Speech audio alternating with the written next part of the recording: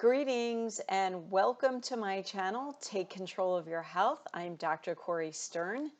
If this is your first time tuning in, thank you so much for listening. When you have a few minutes, please take a look back at some of my earlier videos. All of the information that is contained in them is something that I think is really important for taking control of your health, and I'm trying to actually paint a bigger picture, give you a complete amount of information for you to be able to improve your health. And if you're coming back and you've been listening, thank you so much for your support. I really appreciate it. I appreciate all of your comments and feedback. And if you have not had a chance to hit the subscribe button, I would love if you would do that, simply because that is my actually only reward for doing this, is seeing that I'm helping a growing number of people and making some kind of impact, because that is actually my only agenda. I am not doing this for any other reason. I do not want to be monetized. I don't have a need to make any money doing this. I have a really successful business helping people with nutrition and chiropractic. I help thousands and thousands of people, and even though I don't charge very much, I'm happy with the living that I'm making doing it. I think it's an amazing thing to be able to make a living restoring people's health and saving lives. And I also travel around the country teaching other doctors about how to help patients with nutrition. So I'm perfectly happy with that, and this is just a hobby for me. It's more like a passion, a mission, a purpose. I don't have any desire to make money doing this. So for those of you that have suggested that I should try to sell something or sell services on here, it's just not something that I feel in my heart to do right now. If I change my mind, I will, but right now, not interested. What I really want to do, though, is see my subscribers growing, because that's really what makes me happy. Yeah, it's probably an addiction just watching the number of subscribers going up. I'll admit it. Okay. So on our last video, we talked about stress, and particularly the relationship of minerals or mineral deficiency to stress, and how a mineral deficiency can make it more difficult for your body and your mind to be able to deal with and handle stress adequately, and how stress actually causes your body to need more minerals.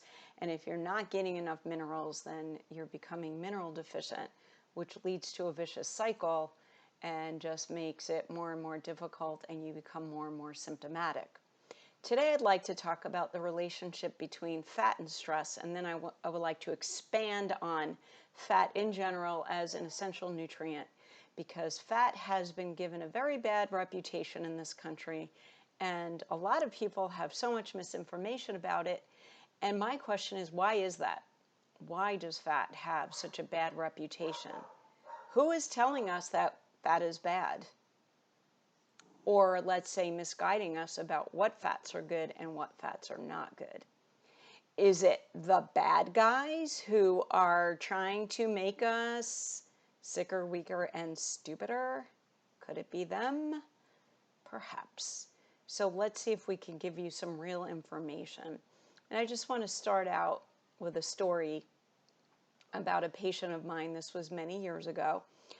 A woman who was in her 40s, and she had been working for a cardiologist for 20 years, and the cardiologist was telling her constantly, fat is bad for your heart, don't eat fat, be careful, have a low-fat diet, these fats are good, these fats are not good, don't eat these fats, eat these fats.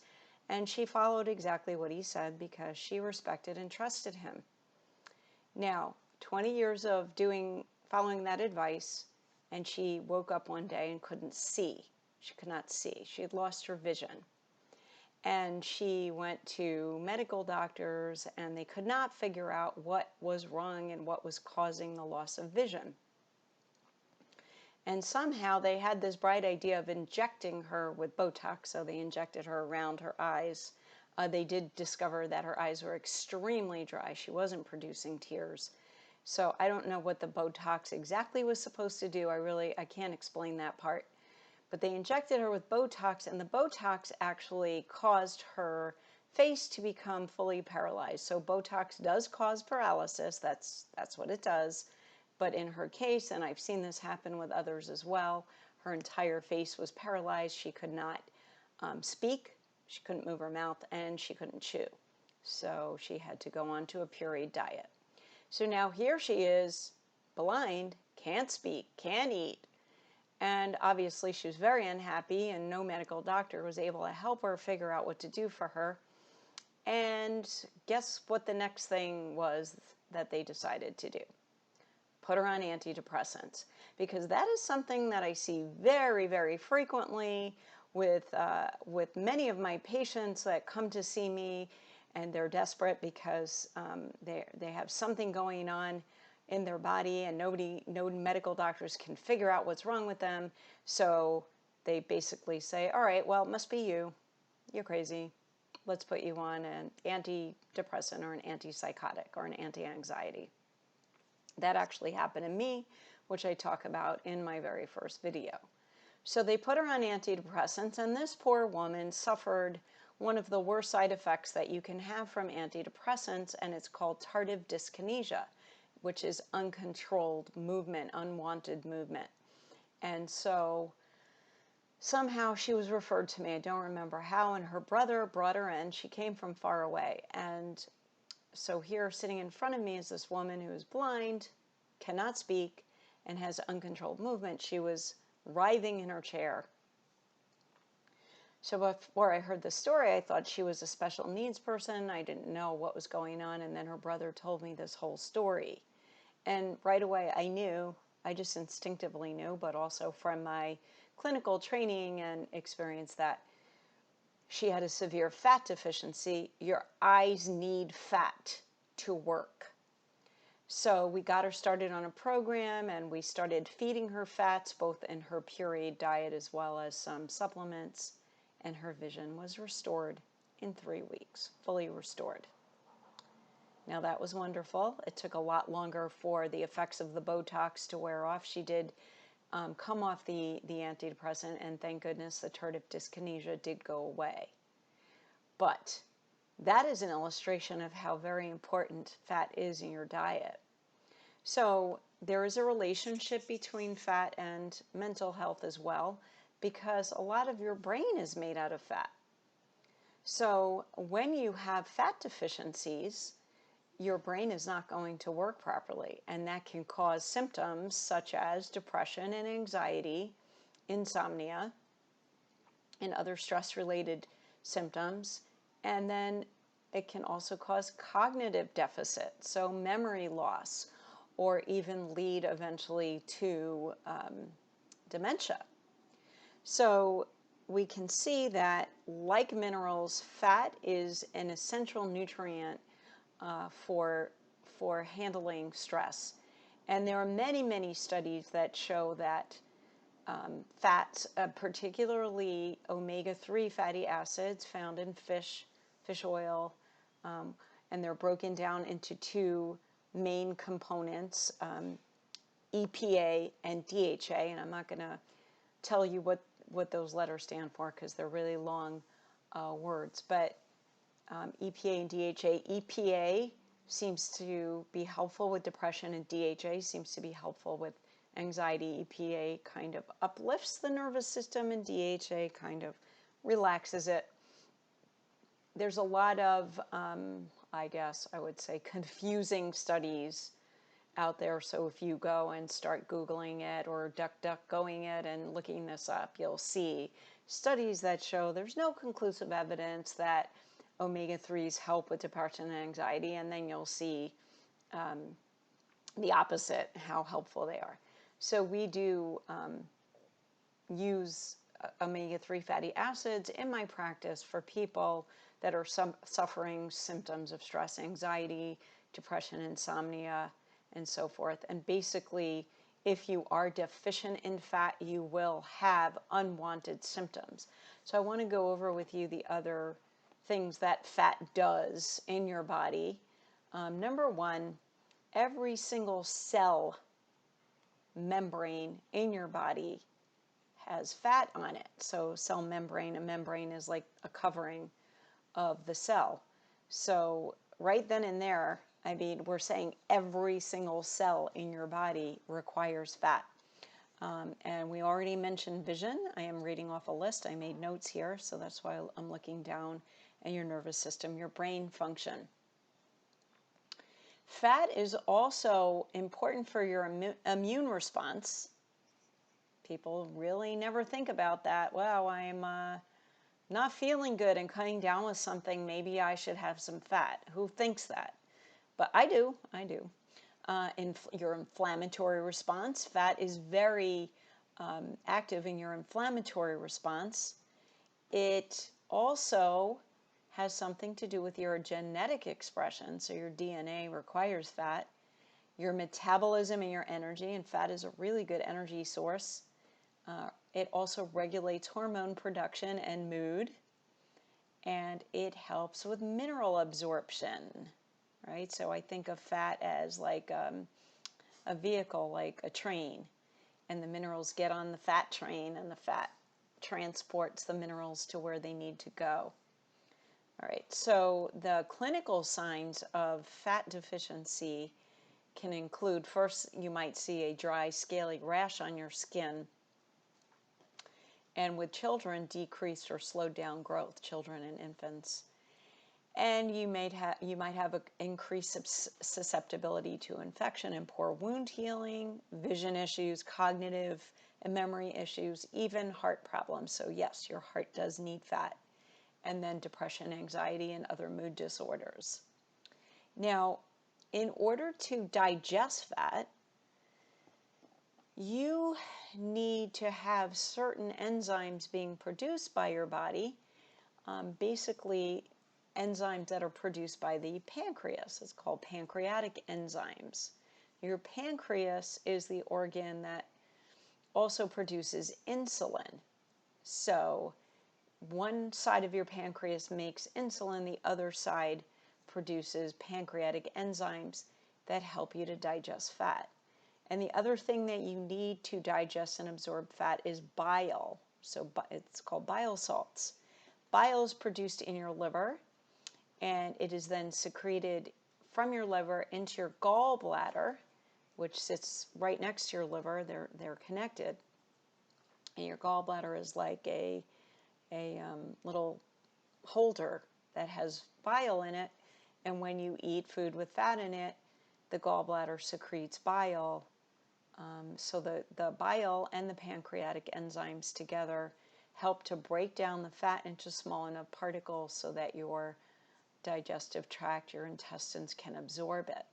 So if anything goes wrong in either of those areas, if your liver is not very happy and it's not producing enough bile or good quality bile, or your gallbladder is not happy, or it's inflamed, or it's clogged up with gallstones, or just sludgy bile, then you're not getting enough bile into your intestinal tract to fully absorb fat. And then if you don't have a gallbladder, sometimes your ability to absorb fat is compromised.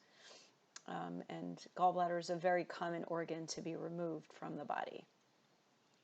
And then if your pancreas is inflamed or not working well or otherwise compromised, then you also may not be fully absorbing fat. And that can lead to some of the symptoms that we just mentioned and others as well. For example, fat slows down your absorption of sugar. So if you're eating a lot of carbohydrates or sugars and you're not eating enough fat, or you're not able to absorb fat, chances are your blood sugar is going to be elevated. So for that reason, it is important for people with blood sugar handling problems like diabetics, pre-diabetics, hypoglycemics, and so forth to be able to eat and digest fat. So I want to talk about the difference between good and bad fat, because that's what's so confusing to people. I'm just going to give you a list of what we consider good fats, and then we'll talk about bad fats and why they're bad. So good fats, butter is like the perfect fat. It has a good combination of all different types of fats. And by the way, fat is made of different types of fats. There are essential fatty acids that means that your body can't make them. that you actually have to eat them, and then there are some fats that your body can produce, but you still need to give your body the stuff that it needs to make the fat. So butter is like a perfect fat, and when we talk about butter, the best kind of butter is grass-fed and preferably raw, which means not pasteurized. Raw butter is an extremely nutrient-dense food. Now, we will cover raw versus pasteurized dairy in another video because that's a whole big topic, and I can't get into the details now, or this video will be too long. Egg yolks contain very good fat, and again, if you're going to be eating eggs, make sure that they're good quality eggs. So happy chickens lay happy eggs, and happy chickens are chickens that are pasture raised, eating off the ground, eating insects, and free. Coconut oil, and when we're talking about coconut oil and palm oil, we're talking about, of course, make sure it's organic, that it's unadulterated, not processed. So coconut and palm oil. Olive oil, particularly when you eat it cold, like on salads, it's not a really good high heat oil. Butter is. Butter and ghee are good high heat oils, as are coconut oil and palm oil. Those are good for high heat. And avocado oil is good for medium heat. Olive oil, not so much. It doesn't have a high smoke point. So the molecular structure changes when you heat it a lot. And then sesame seed oil in small amounts only if it's cold pressed. So expeller pressed or cold pressed oils, when they're liquid, it's very important. I'll tell you why in a few minutes. And then any kind of grass-fed dairy, cream, and whole milk. Those fats are actually very nutrient dense, again, better raw. And cod liver oil is a good quality oil, very high in vitamin A and D. Nuts and seeds, try to get fresh nuts and seeds. Nuts and seeds get rancid very easily, so preferably in the shell and organic. And then avocado, as we mentioned, avocado and avocado oil are good fats. And then also animal fats. Okay, so animal fats have nutrients in them that the vegetable-based or nut-based fats don't have. And we've been told that animal fats are bad, but animal fats from good quality animals, grass-fed, or animals that are fed what they're supposed to eat and well taken care of, produce very nutrient-dense fats that are really good for you. Now, if you are vegan and you're choosing not to eat animal fat, that is a choice that you make. There are some tribes in Africa that are more plant-based. They have more plant-based diets. But those tribes actually do eat things like insects, and usually they'll have whole small fish and shrimp paste. So they end up getting the fat or the components of the fats that they need that they're not getting in the plants. So just wanted to put that out there. I don't want to have arguments with anybody about vegan versus carnivore. That's not my purpose here. You have to eat the diet that's best for you. Some people, I guess, do okay on a vegan diet. Other people do not. So I follow it's called the Wise Tradition diet. I can give you a link to it. And it's based on traditional diets of, let's say, tribal peoples all over the world, and what the most of the human population was eating before there was processed foods. So I want to tell you why bad fats are bad, and basically bad fats are anything that's man-made. So things like margarine and shortening, and then a whole bunch of vegetable oils made out of, mostly made out of seeds. So I just want to read to you something about how they're made, because it's kind of disgusting and shocking. So manufacturers begin with the cheapest seeds they can find, and some of those seeds are cottonseed, soy, canola, sunflower, safflower, grapeseed, corn, I think I said that, soybean, and rice bran. And they extract the oil at extremely high temperatures and pressures. And then they pour in a very harmful solvent called hexane, which is carcinogenic. And then the oils turn brown and they become smelly. So in order to get the smell out, they undergo steaming process to clean them. And this destroys any nutrients that might have been in them, and only the harmful solvents and then the pesticides that were sprayed on the crops are left behind. So they're kind of disgusting and really, really bad for you. The first